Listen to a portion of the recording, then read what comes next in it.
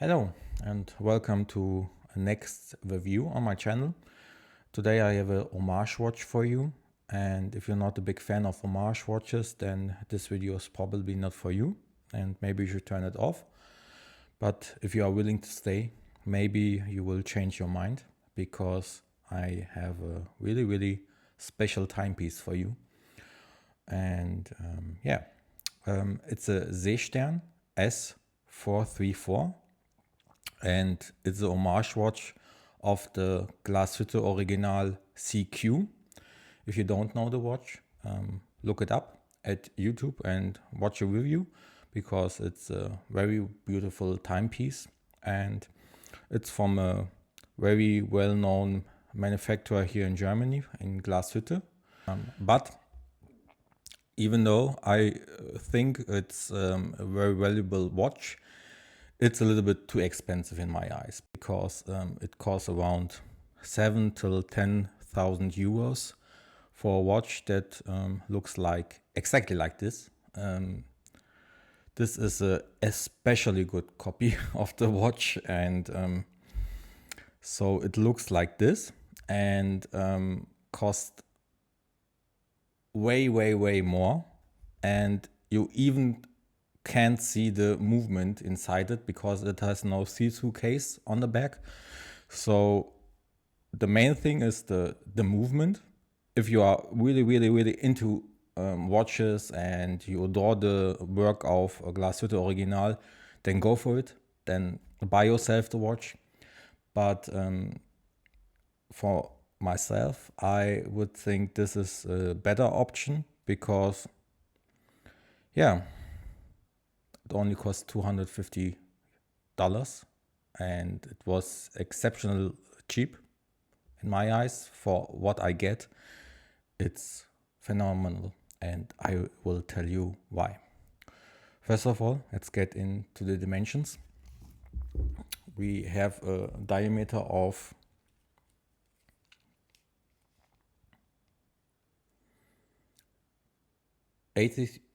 38.5 millimeter.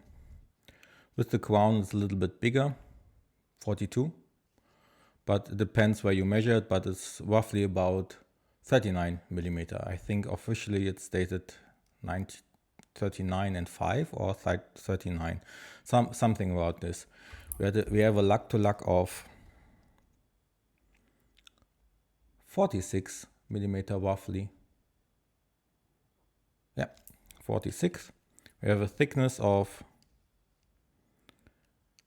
11.6 millimeter, so very thin. And you have to consider we have a domed sapphire crystal here, so it takes a lot of the thickness comes from the domed sapphire glass, and without it we are roughly under 10 millimeter. We have a leg distance, I think it's 20 millimeters. 20 millimeters. So the bracelet tapers down to 15.7 millimeter. We have a rather large clasp. The clasp has a length of 40.7 millimeter. We have a width of the clasp of 18.3 millimeter. And that's for the measurements. Let me talk a little bit about the watch and the movement. You have different options. This one is the 435. This has a seagull movement. It's the ST2130. It's a clone movement of the ETA 2428, I think was it, or was it 2824? I think 2824. And it's also the same movement Sellita is copying in the SW200, so it's a rather good and robust movement, so there's no complaint there. And you have to keep in mind it's a Chinese movement. So first of all, it's cheap, and maybe you're getting a problem if you want to service the watch. But you have to consider that the watch is only costing $250, and the new movement, if you want to buy the movement and replace it, it only costs about $70. So I think it's rather cheaper to replace the whole movement instead of servicing it, and maybe you're also getting problem into servicing it. So you have to keep that in mind. But other than that, it's a very special movement, and I will show you also in the Timegrapher that's a reliable movement with some good amplitude and good precision, and yeah, so there's nothing to complain about it. Rather than that, we have a date window. We have a sunburst black dial. This color option is the black variant. We also have a green and blue variant. They all have the same similarities. We have a sunburst finished on the dial. We have a ceramic bezel, and the ceramic bezel also has Lume on it. I will show you afterwards on the Lume shot. We have applied indices with Superluminova BGB 9, I think. And overall, it's very good finished, the watch. You have to keep also in mind that Glashütte Original doesn't offer a black version with some white lume applied on it. The indices on the Glashütte Original are a little bit patina colorized, so they look a little bit brownish and brown and something like this, and I didn't like that. Some of you watch lovers enjoy patina, and if it has this brown tone in it, but I don't. I rather prefer this clean white design, so I'm really happy with my choice. And yeah, the dome sapphire is beautiful, and it has a little light aberration on the side, but that's normal for domed sapphire glass. The bezel, 120 clicks. I don't know for sure if you can hear it. I bring it to the microphone so you can hear the bezel action.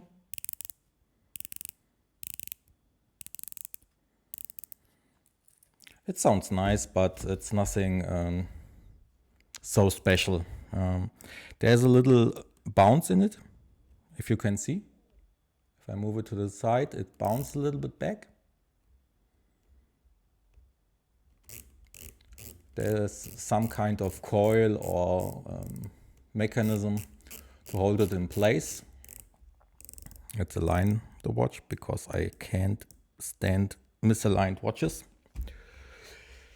So, okay, that's all I can say about the dial. We have also a date window. It's framed. That's also a good option. The movement, as you can see, it's smoothly, so no complaints there. You can also move it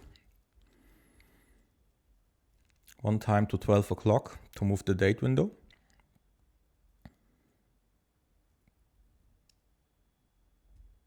Nothing to complain there.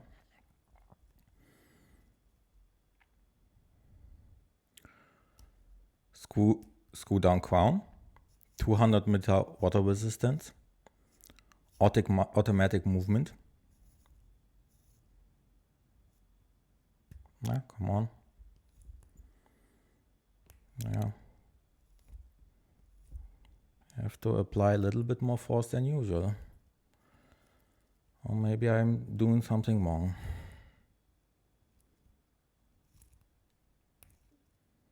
Yeah, now it's working. Okay, we have also see-through case, so you can watch the movement if you want to. But let's zoom in a little bit. That's the seagull movement there. This is not a sapphire glass, that's a mineral glass. but you don't need a sapphire glass behind it.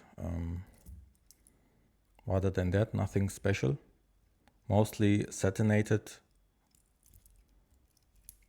case finishing with some polishing on the edges of the shape of the case.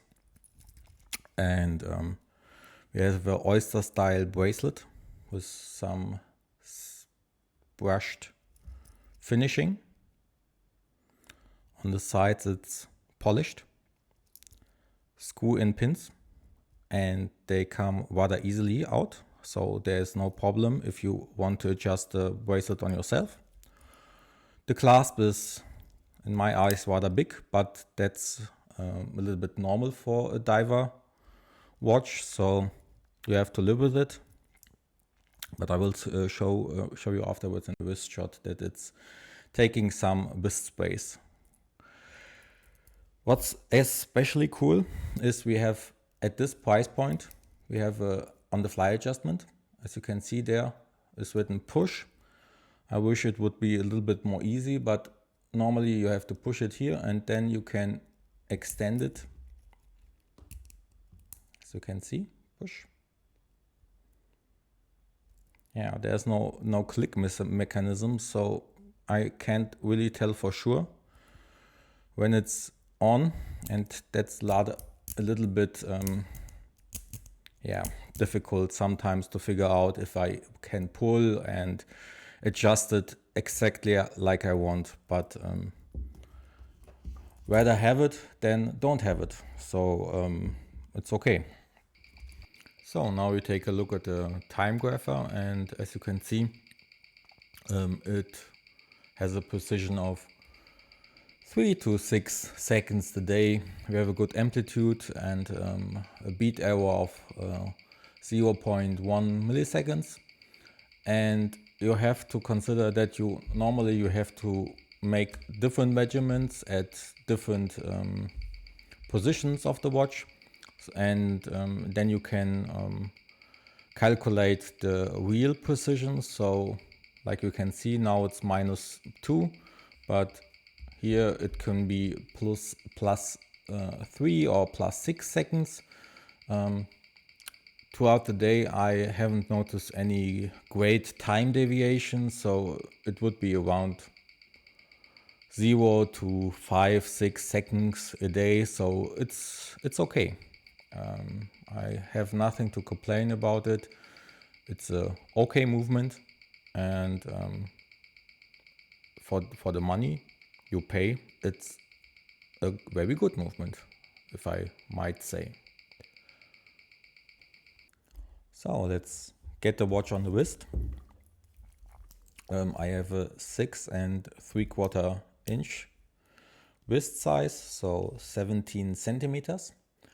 And as you can see, the watch sits perfectly there. It's very thin in my eyes for a dive watch. And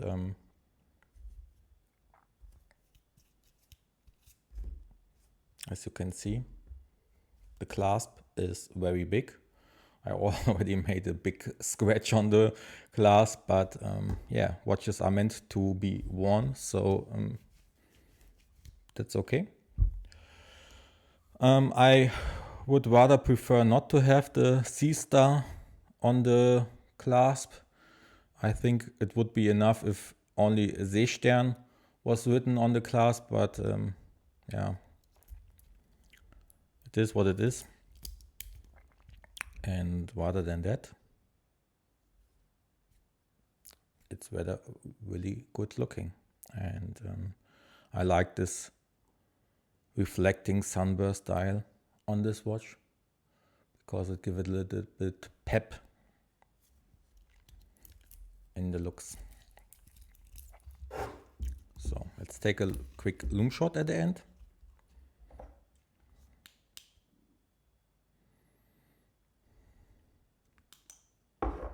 Turn the lights off, and as you can see, it brights. It's really bright, Supilo Minova, and there's nothing to complain about it. So as you can see, the bezel is also very luminized, and I hadn't had any problems through the whole night to read the time. You have to keep in mind that on the bezel the numbers will fade away at first, and afterwards the dial numbers and dial indices and the hour hand and the minute hand at last. And I like also the fact that this, as you can see, maybe I will open the movement, that the minute hand is going to the outer edge of the indices, and I like this fact because it makes it so much easier to read, also in combination with the bezel, that you can always spot on where the minute hand is, and I like this design. Let's get the lights a little bit on. Oh, I can't find the switch button, so okay, that's it for this watch review. One thing I forgot to mention. Let me get this case back again with the case the watch is coming with. It's just a plasticky box, so nothing special about this.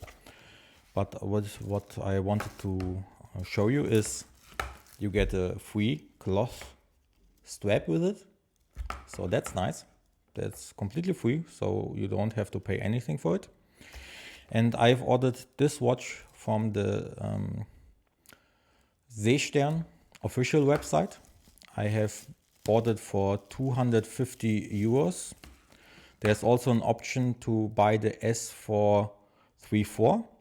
The S434 is the same design, but it doesn't have a domed sapphire crystal, and it's rather flat sapphire.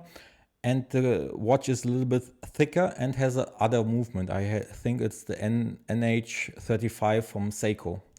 But I would rather go with the ST2130 from Seagull, because the ETA movement, also the clone movement, is better than the NH35 from SeaQ. This is an option. You can purchase the watch also with a rubber strap, and it only costs 10 euros additionally. As you can see, I have the watch rather new, so I haven't even tried the rubber strap, but I think it's for 10 euros, it's okay. The price is extremely cheap. So you have a good package overall. And let's take a last look of the watch. For whom I would recommend it? For everyone, because it's an exceptionally good value. 250 euros is $250, sorry, $250 is nothing for this watch you get. It's rather good finished. Yes, it's not as well finished as the Glashütte Original. We know that for sure. But ask yourself the question, is the Glashütte Original 10, 20, 30 times better than this watch? I don't think so. And you have to consider that even if you have the Glashütte Original, if you have the extra money to spend on it, go for it. Okay, no problem.